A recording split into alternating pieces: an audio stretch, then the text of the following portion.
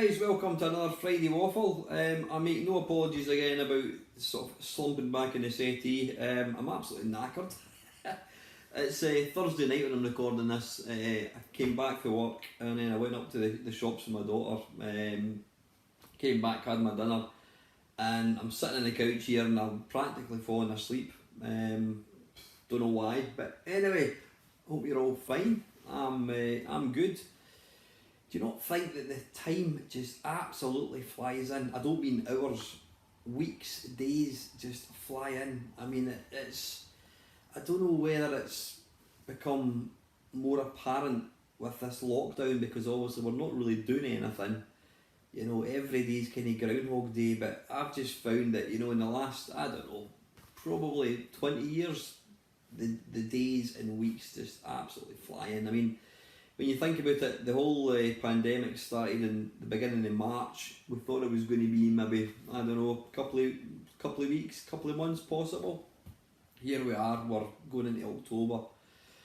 So anyway, yeah, how the hell are you? I'm good. Like I said, my work's mega busy, but still really enjoying it. Really, it's what a difference it makes having a job that you actually, I wouldn't go so far as to say I look forward to going to it, but you know, when I get there, I'm always smiling. You know, everybody's really nice.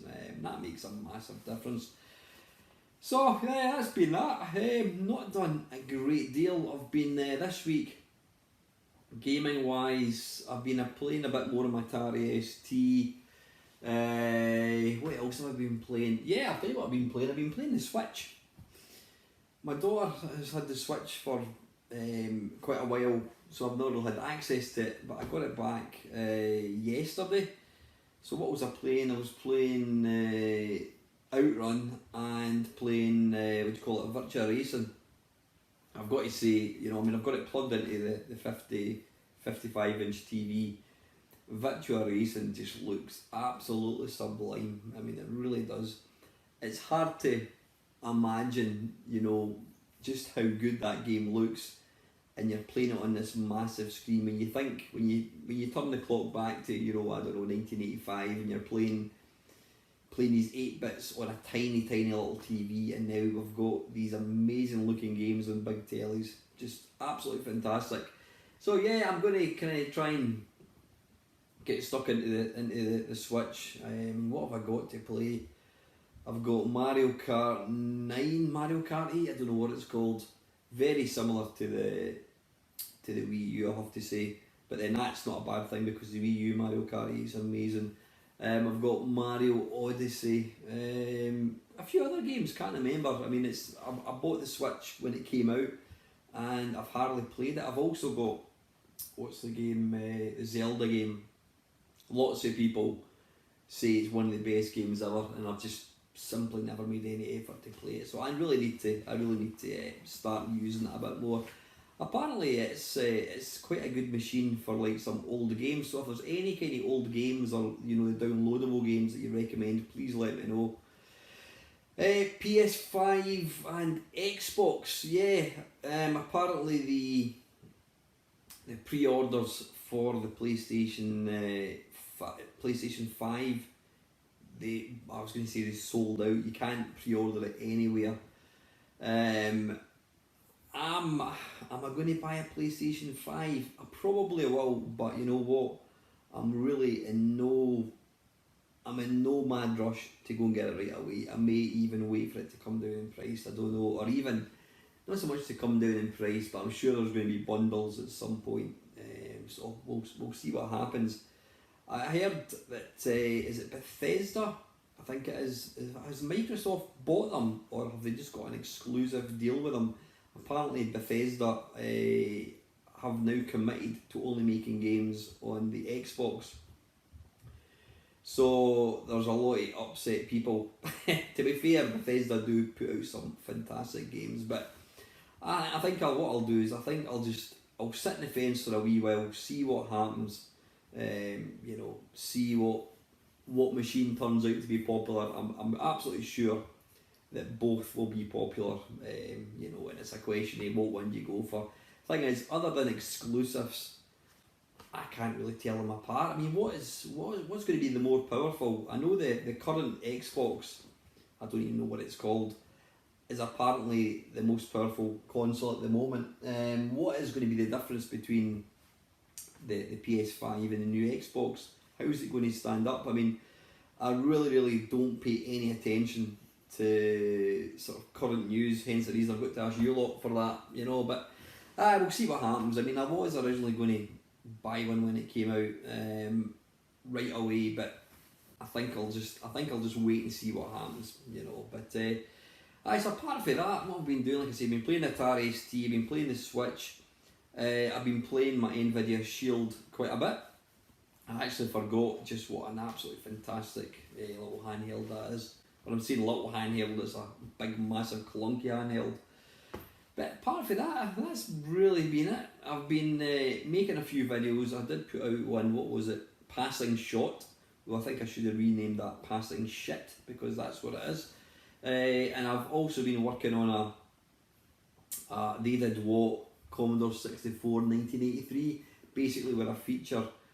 I wouldn't, well, definitely don't feature every single game released in 1983 because you're talking about thousands.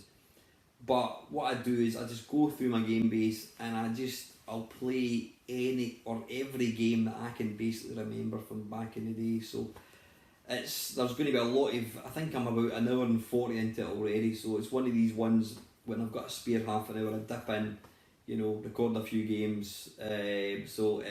Hopefully it'll come out in the next couple of weeks. Sunday I will be doing my normal live stream. I think I'll probably just go for, I don't know, should I go for 6 o'clock? Nah, I think I'll just go for 7 till 9 this Sunday. I've not decided what I'm going to do. You know what, yeah, I have decided what I'm going to do. I'm going to do Crash. Let's do Crash 1985 January. I did do Zap 1985 January. I did do. Yeah, what did I do? I did Zap issue 1, which came out in July. So I think what I'll do is I'll do the Spectrum Christmas edition 1984. Yeah, that's the one. That's what the live stream is going to be. So anyway, listen, I look like I'm falling asleep, and it's because I'm absolutely sharp. I'm really tired. So what I'm doing is I'm just dipping into my Friday Waffle future topics, and Del Boy has come up with a couple. The first one, are chiptunes respected and recognised by the music industry in public? No, I think that is a categoric no, because I don't think people really know they exist, other than people that are into computer games, especially old kind of style games. You know, you ask Joe Public, who hasn't got a Commodore 64 or isn't into video games, and I really don't think that chiptunes do get the respect they deserve. I mean, you know, fortunately, we're now starting to see orchestras playing some of the music that was written for 8-bit machines. I mean, Rob Hubbard, there was an orchestra playing a lot of Rob Hubbard stuff. I think it's coming out in DVD, I'm not 100% sure, but I've seen a little clip and it's awesome. I mean, this is the thing, whilst the machines are making the music on are fairly simplistic. I mean, the SID chip is a wonderful thing. When you actually, it's only now that you look back, you look at some of the compositions that these guys have done, and they're absolutely masterpieces. I mean, I've said for a long time, Monty on the Run is an utterly fantastic bit of music. Forget it's a computer game, it's like the Bohemian Rhapsody of chiptunes, you know, it's awesome. And getting to listen to that on an orchestra playing it is just absolutely sublime. But there are so many good tunes nowadays, and I suppose it's quite unfortunate that it's still a very niche thing. Very few people, you know, are actually aware of chiptunes. Maybe the fact they're called chiptunes, that's quite a kind of geeky thing. But yeah, to answer your question, Dale, I don't think they do get the respect they deserve. I mean, if these guys were to put their music out on synthesizers, whatever, then it probably would. It would be listened to by more people. But you know, the reason these guys do it is because they like to try and push hardware. You know, they're taking 8-bit machines and they're making these wonderful compositions. I mean, if you've watched any of the SID shows that I've done with Lacosa and Panther UK, you know, some of the tunes, especially the ones that Panther gets, because obviously Panther, I'd probably say he's way more into SID music than myself or Lacosa, but some of the stuff that he's picked, they're just absolutely masterpieces. They really, really are. And yeah, it's a shame that these guys don't get the same kind of, you know, they don't get the same recognition that, I don't know, some kind of modern pop star would get. But, you know, the fact that it's related to a computer, I suppose that's always going to be the case. 3D movies on the way out is VR next. 3D movies, I think so. I mean, 3D TV came and gone. I'm not quite sure why. I think the big problem with 3D at home is you had to have glasses, you had to wear glasses, and as soon as you put an extra hurdle in the way of somebody doing something, then the chances of them actually using it lessens. I mean, I'll put my TV on and I can just change the channel and I can watch something.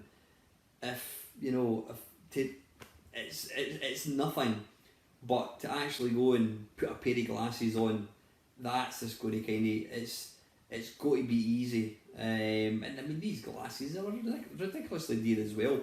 But here's the thing: I've seen a lot of 3D films. I mean, I don't know how many I've seen. I've maybe seen 50 films in 3D, apart from what's it called? What's that James Cameron one? Can't even remember the name of it. That kind of animated one. Anyway, it'll come to me. Apart from that, I couldn't honestly tell you what films I have seen in 3D, because when I go to the pictures, I'm showing my age.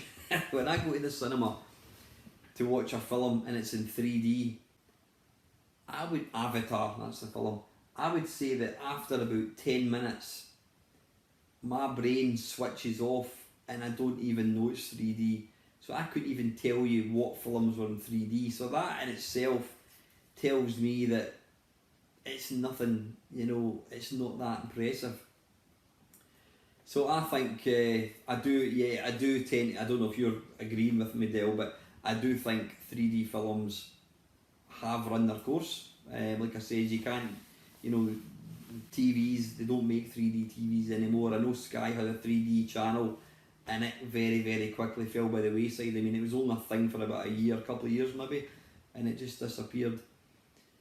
And I think the cinema is going to fall away. I mean, I was up at the cinema a couple of weeks ago and there were 3 people in.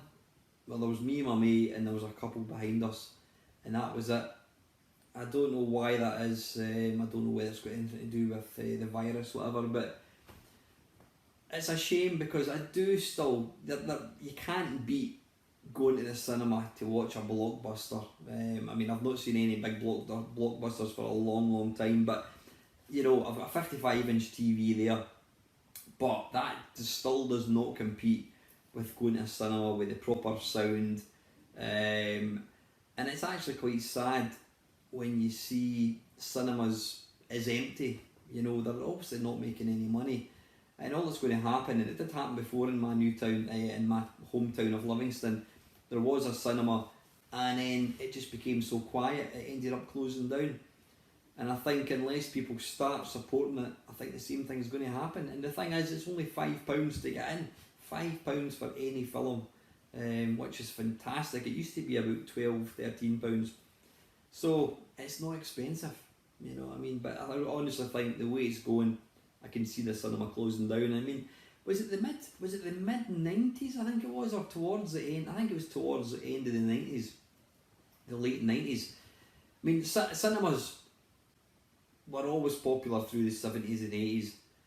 But then when the big multiplex, whatever they're called, the huge big massive screens, they became mega popular in the sort of very late 80s, mid 90s, early 90s, mid 90s. You know, it was the thing you did at the weekend. At the weekend, you would go to see not Total Recall. You'd go to see Terminator 2, Jurassic Park. Excuse me. It was brilliant. I mean, it was a real experience going to see these films in the cinema. And I mean, the cinemas really took off.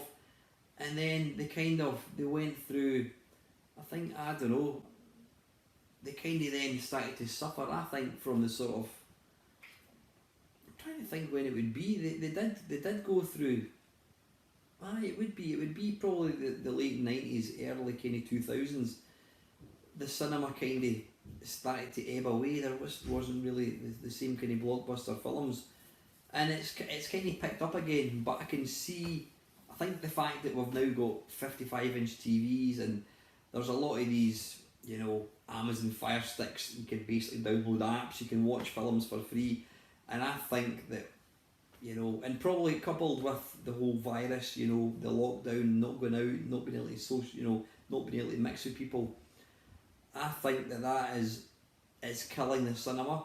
And I think the way it's going is, I think people are going to eventually just stop going completely, and then cinemas are going to close, and I think that will be very, very sad. I mean, I don't go to the cinema much, but I do still like going if there's something good. But I just think the way home entertainment is going now, you know, I mean, a 55-inch TV 10 years ago would have cost probably £4,000. That thing cost me £300. I mean, you know, there's people with 72, 80-inch TVs now, and I really do think that that's starting to kind of kill the cinema. So, as far as to answer your question, Del Boy, is 3D on its way out?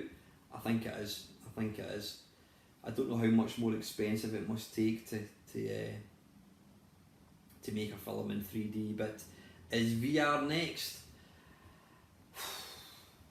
I don't think so. I hope not, because well, I mean, I've got a PlayStation VR, which, to be fair, I hardly ever use. Why do I hardly use it? Because I've got to go up, I've got to stand up, I've got to walk 6 feet, I've got to put it on my head, unravel the cables and put it on my head, and that in itself is too much hassle.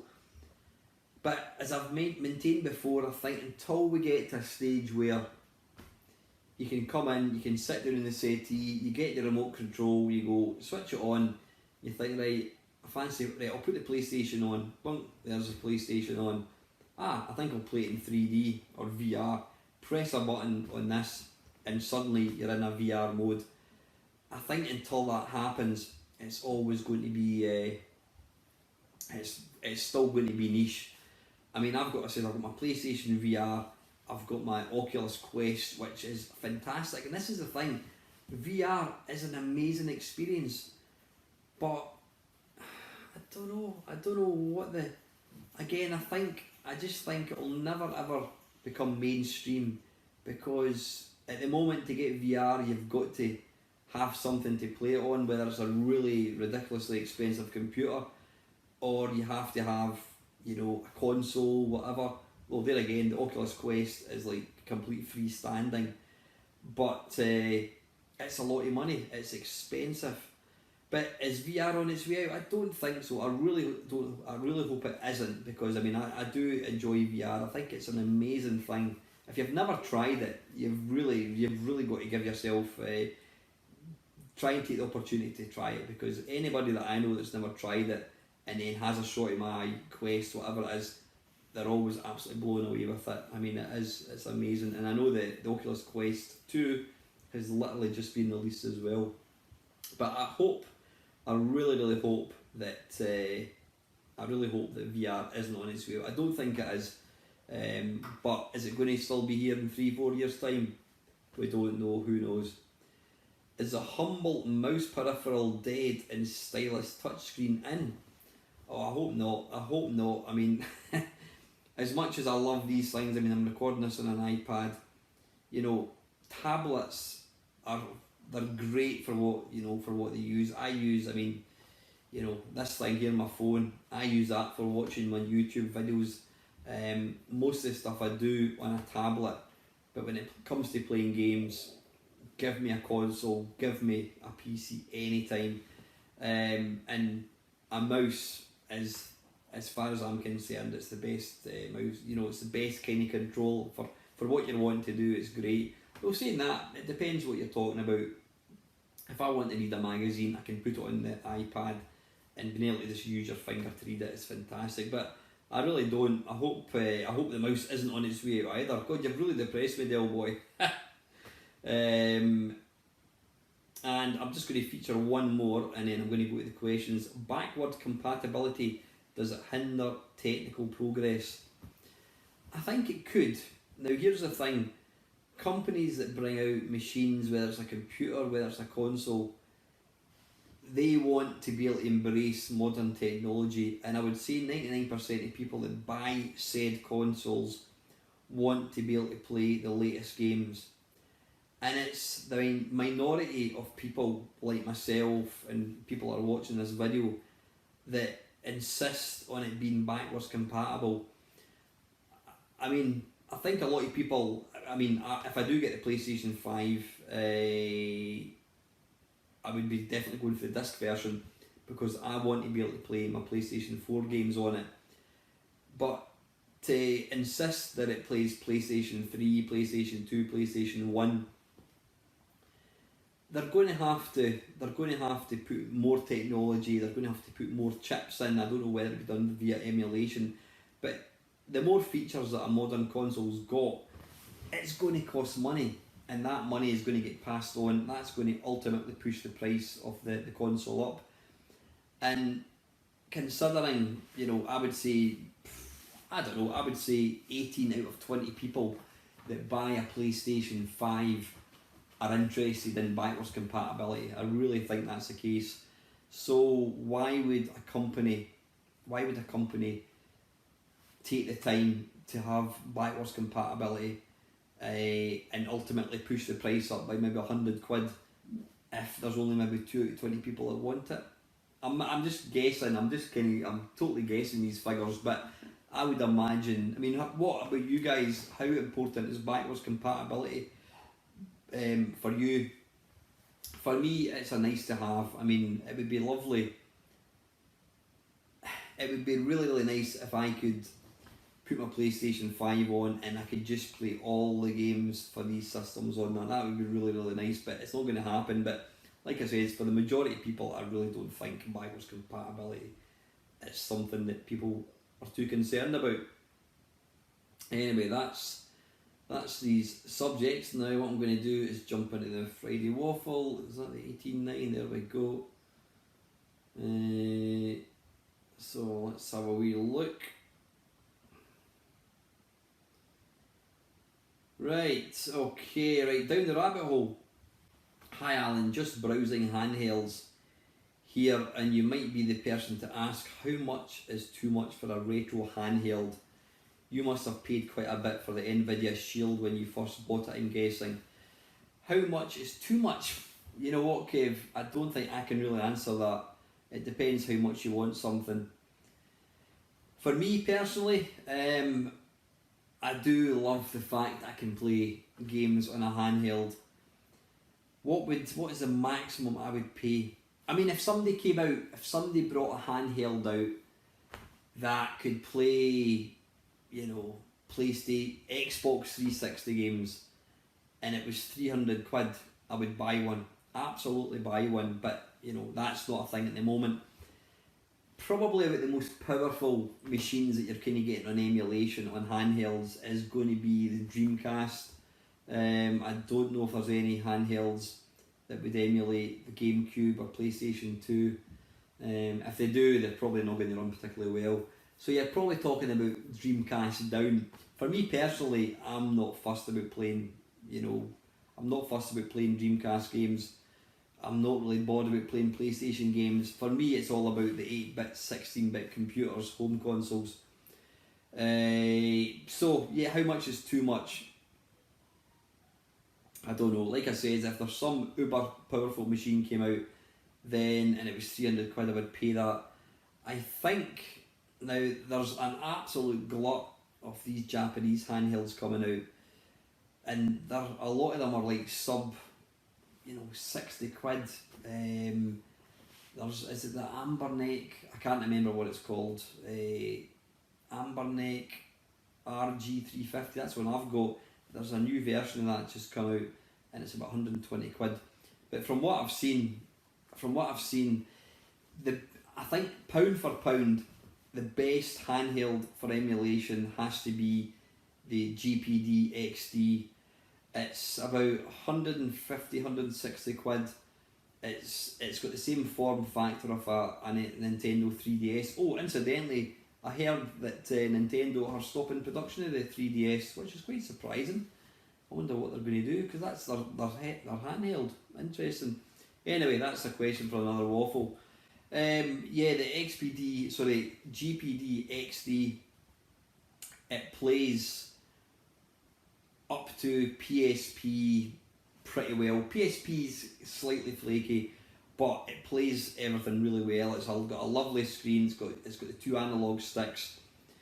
Now here's the thing. My Nvidia Shield. This will maybe help answer this. My Nvidia Shield Portable. I went to use it 2 weeks ago and couldn't get it to switch on. I thought it just needs charged up. Left it in overnight. Nothing. Completely dead. So I gave it to my girlfriend, she's got a friend who kind of looks after a mobile phone repair shop, and he had a look at it and basically said that he seems to think that one of the chips is away in it. So what did I do? I went on to eBay and I managed to buy one for, how much was it, 120 quid? Now, the other ones that I've seen, the Nvidia Shields portables, they're all 150 up to about 200 quid. So I've just lashed out 120 quid in it because it is that good. I mean, it is, in my opinion, it is the best, handheld, portable handheld. Well, if it's a handheld, it's going to be portable. It's the best machine for emulation by quite a long way. I mean, the GPD XD, it's not that far behind. The only thing I don't like about the GPD XD and all these Chinese things is the quality build isn't the greatest, but then there you go, my Nvidia Shield just stopped working. So how much would I pay? How much is too much? If you're just kind of want to dip your toe into the pond for emulation, handheld emulation, I think what you should probably do is go for the Amberneck RG350M or something it's called. It's metallic, it's like made of metal, and it's really good. It'll play MAME, it'll play all your consoles. I think it'll also play the PlayStation. I'm not sure about the Dreamcast, but yeah, I reckon about 100 for about 120 quid you can get something really, really good. Like I said, there are some more which are slightly more expensive, but it depends how much you're going to use it. Excuse me. Secondly, do you ever play any Japanese import games where you could get by without understanding a single word of Japanese? I think about the only game that I will always play, the Japanese one, it's what's it called again? International Superstar Soccer on the SNES. It's a football game, funnily enough, and it's got all the Japanese commentary. Now I haven't a clue what the guy is saying, but it's just fantastic. It's absolutely brilliant. I mean, I've mentioned a few times about the reason I love the PC Engine is because there are so many Japanese only games, and whilst they're good games, there's just something about a Japanese game. It's quite exciting. I think the fact that you don't know what you're doing kind of helps add to it. But I mean, well, maybe the Japanese didn't invent the video game, but there's just something really nice about playing like a Japanese shoot 'em up, whatever. But no, there's not many Japanese games. If there's an English one, I would usually try and play that cave just so I can actually understand it. And finally, have you seen the new Hot Shot racing game that looks like the old Sega 3D Polygon arcade classic like Virtua Racing, and can we look forward to a look at of it coming up? You never know, Kev. I was just talking about, what was I talking about? I was talking about Virtua Racing, Hot Shot Racing. You know what, I think it was, I'm sure I saw that for sale, and that, you know what, I think I'll watch a video, Kev, and I may well take a look, because yeah, Virtua Racing is absolutely sublime, fantastic game. Anyway, Kev, thank you very much for your questions. Del Boy, a game that had a surprising point for me. I think, to be honest, it was Rescue on Fractalis. There I was, being a hero, rescuing stranded pilots, and one was running towards me, and I was just waiting to open the airlock, and this bloody big alien in a pilot suit started to smash at my cockpit screen. Made me jump out my skin. Good days. Yeah, that was fantastic. I still love, what do you call it, Rescue on Fractalis. There is a new version that came out, and I did do a video, I can't remember what it's called. Definitely worth checking out. Mr. Ian Hunter, good evening Ian. Hi Alan, a waffle question if I may. There aren't many questions that haven't been asked before, but would you ever consider going for a full game collection for any system? Keep enjoying this great hobby, Alan. Thank you, Ian. Is there any system where I would like a full game collection? As I've mentioned before, Ian, I do have a good collection of video games. You know, I'd be lying if I said I didn't.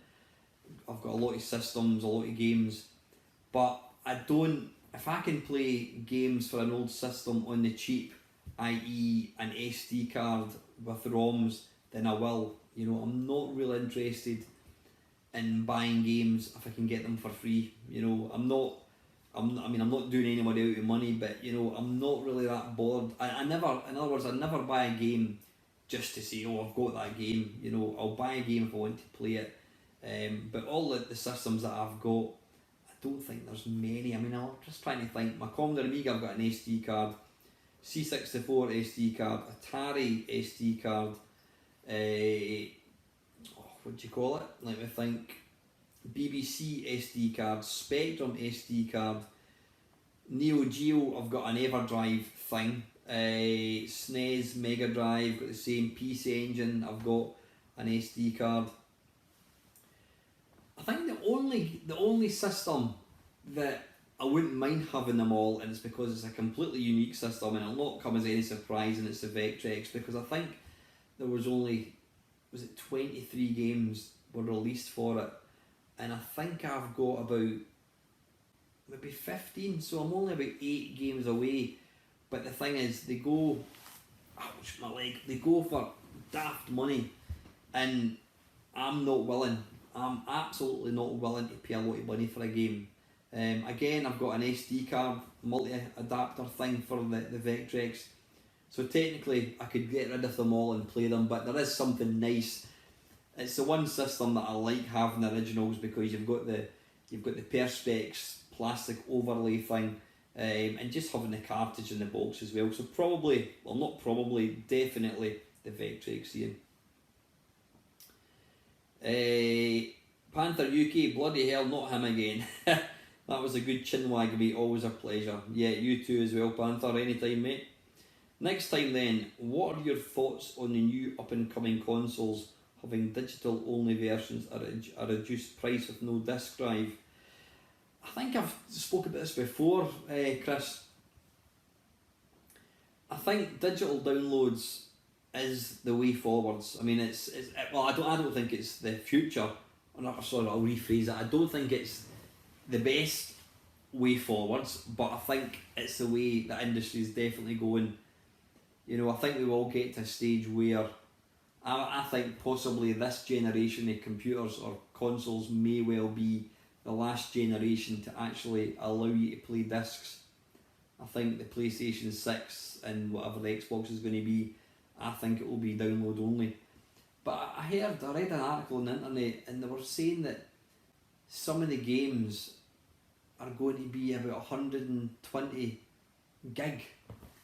Now this is the thing, I mean, I know most of us have got fast broadband, but to download 120 gig is going to take absolutely ages. And apparently the PlayStation 5 is only going to have, is it an 870 or 850 terabyte, I wish, 850 gig drive. It's not even 1 terabyte. So if you've got a game that's 150 gig, what's that, about 6 games? So you download 6 games and that is it. Now, this is the thing, if you're gonna be restricted to digital only, then if you want to play a new game, if you've got 6 games installed on your PlayStation 5 and then a new game comes out, you're going to have to choose, you're going to have to think, well, I'll take that one off, delete it, and then if you want to play it again, you're going to have to take something else off and then download the thing again. So from a personal point of view, you know, I would always prefer having a tangible version of the game, you know, a digital, and not a digital, an actual, you know, a tangible version of the game, just what I've said. But I do think that it's, like I said, I do think probably the next generation is going to be download only. I think, you know what, I think it's just something that us old farts are just going to have to accept. There's no point in moaning all about it. Obviously you've got the whole, what happens in 10 years time when the PlayStation 5 is not supported and then the servers go down. Does it mean that and then your machine that you've got maybe develops a fault, you lose, you've got to get a new disk drive. A, you've lost all the games that you've installed, and B, you can't download them again. So, but then we live in a disposable society, and you know, like I was mentioning earlier on, I don't think companies make machines for people to hang on to them for 5 years. They don't want us to be playing the PlayStation 1 30 years later. They want you to go and buy the mini version. But I think for the majority of customers, they're not going to be, when the servers eventually go down in the PlayStation 5, they'll buy the PlayStation 6 and they'll be quite happy with it. So I think that's the way it's going to go, Chris. It's not the way I would choose for it to go, but I think that's it. Oldie Gamer Steve, good waffling again, you never disappoint. Oh, thank you very much, Steve. Question for you, sorry if it's already been answered, but what 8-bit game was the first game you ever beat without cheating? I think it would be Castle Wolfenstein on the Commodore 64, and then I also beat Beyond Castle Wolfenstein. I was actually playing it on the C64 last week. Fantastic game. Colin Jones, excellent waffle as always. I knew from the time it wasn't a solo waffle this week. I've added some pointers to Discord. Waffle question. What are you most looking forward to doing after all current restrictions are lifted? Personally, I really want to get some retro events. Yeah, I'm looking forward to going to some retro events. I mean, I have missed catching up with mates. I really enjoy these. It's the one time you get to meet kind of people. I'm looking forward to just hanging out with friends. I'm looking forward to being able to go to a pub with my mates and sit close and, you know, get drunk and have a laugh. I'm just looking forward to not having to wear a mask. I mean, I've got to wear a mask all the time at work. Unless I'm in my office on my own, I've got to have a mask on. I'm just looking forward to being able to see people because, like everybody, and I especially feel sorry for older people because some of these people are absolutely terrified. They're terrified to come out of their house, and I think that the whole COVID thing is going to have a massive impact on people mentally because we've lost touch. I've lost touch with quite a few friends to the point that it's made me kind of, when we do get back, it's made me kind of think about, were they really my friends? I don't know, because, you know, to go for like 8 months without any contact, you know, I know people could say, well, you're just as bad, but it has opened my eyes quite a bit. But yeah, I'm just looking forward to things returning to normal, just being able to not wear a mask, being able to hang about with people. No, you know, it's a weird thing. So yeah, definitely. Del Boy, cracking waffle, and thank you for allowing me to chat the other day. You're most welcome, Del. Maybe we can do that again soon, of course. Anyway, I'm having a break from work next week and I've no idea what I'm going to do. We all know how busy you are and you love your channel and chums, but my question is this: if time was not an issue and you were also on a break, what's the retro thing you would like to do that you haven't done because of time?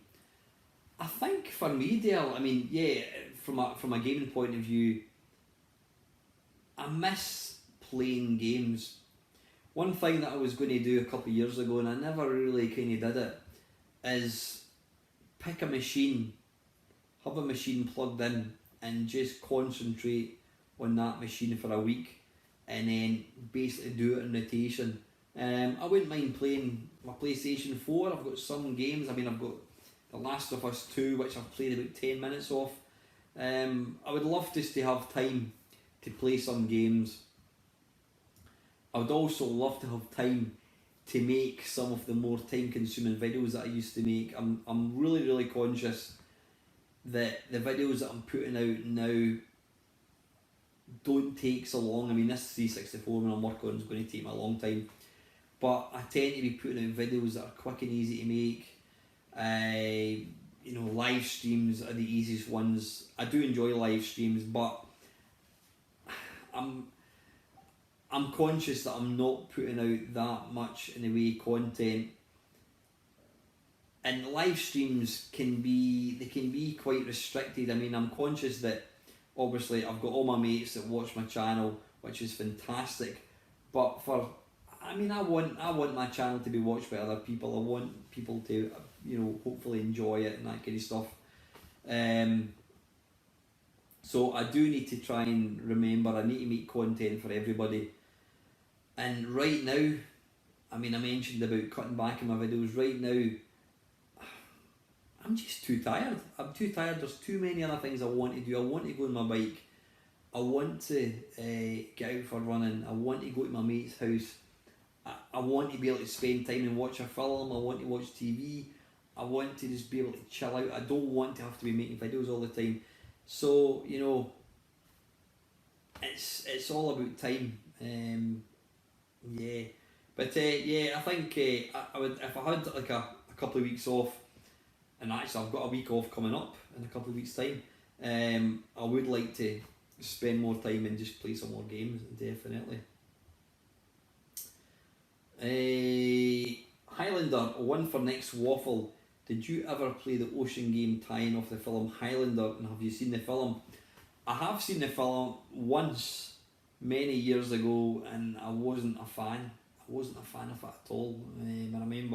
I just remember it's got some bad acting with Sean Connery, just for a change. Have I played the game? The only time I've played it was when I was doing a collab video with Lycosa, possibly Panther as well, I can't remember, I think it was, and we spoke about it. It's just an awful game. There's no playability. Basically it's one move. It's just repetitive, completely repetitive. There's no challenge at all, and even Gary Bracey himself said it was pish. So yeah, I watched Lycosa playing it, and I'm in no hurry to play it myself. Catherine Tyson, a question for the main meister. Nice to have a question for you, Catherine, thank you very much. If someone was to come up to you and say, here is 2 million quid, I want you to quit your day job and purely work from home on your channel making gaming videos and live streams, would you do it? 1,000,000% yes. If you're offering, Catherine, absolutely. I mean, I do love my job, I enjoy my job, but video games is my passion, it's my hobby, and I would love to. I would absolutely love to do my channel full time. I know people say, well, do Patreon and you'll get a bit of money and all that. You know my feelings about Patreon. I'm not going to talk about it again. I'm not interested in asking people for money.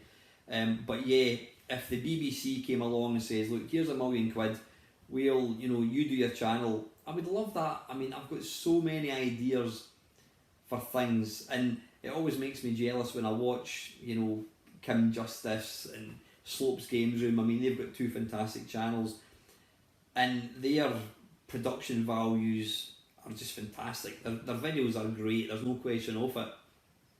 but that's their job.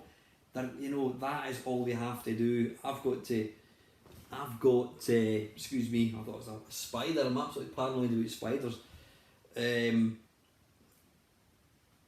Yeah, I've got a full-time job. I leave the house at 7 o'clock in the morning. I get home about 5:30 at night. I've got dogs to look after. I've got a daughter to look after. I've got to have my dinner. So by the time you do all that, your time's very limited. So yeah, I would absolutely love, if anybody wants to give me £1,000,000, I will pack up my day job right now and I will do this full time and I'll make the channel even better.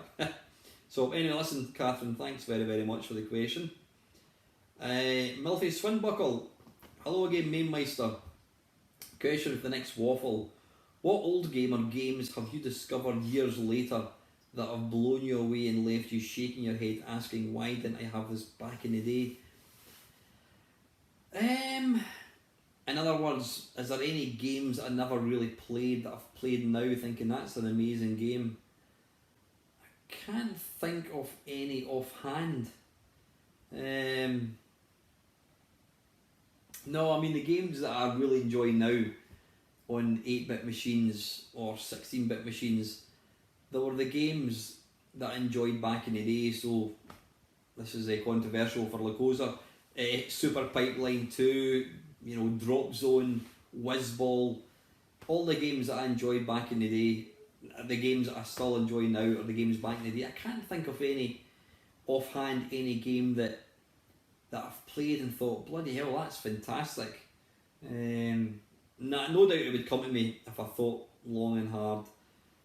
My number one would probably be Archon. I knew about the game back in the day but never got a hold of it, and when emulation came around I also avoided it as I knew it was complex and needed instructions to play. Then I saw Lacosa's video in December last year explaining how you play it, so I downloaded it, gave it a go and instantly fell in love. A great game that would have been right up my street as a kid. Archon is a fantastic game, absolutely brilliant game. And I think that is it. Yeah, listen guys, that's all the questions. I've managed to up 45 minutes out of this, which is quite surprising. So apologies for bags under my eyes, looking like shit. I'm really, really tired. So anyway guys, listen, I'm going to get away. I am going to be along normal time on Sunday. I'm just trying to think, you know what, hell, let's go for a 6 o'clock start. So I'm going to be there 6 o'clock on Sunday, 6 till 9, and it's going to be 1984 Christmas Crash edition. We'll try and play as many games as we can. Listen guys, thanks as always for all your support in the channel. Welcome to all the new subscribers as well. I hope you enjoy the ride and you stay with us. And finally guys, as always, thank you very, very much for watching.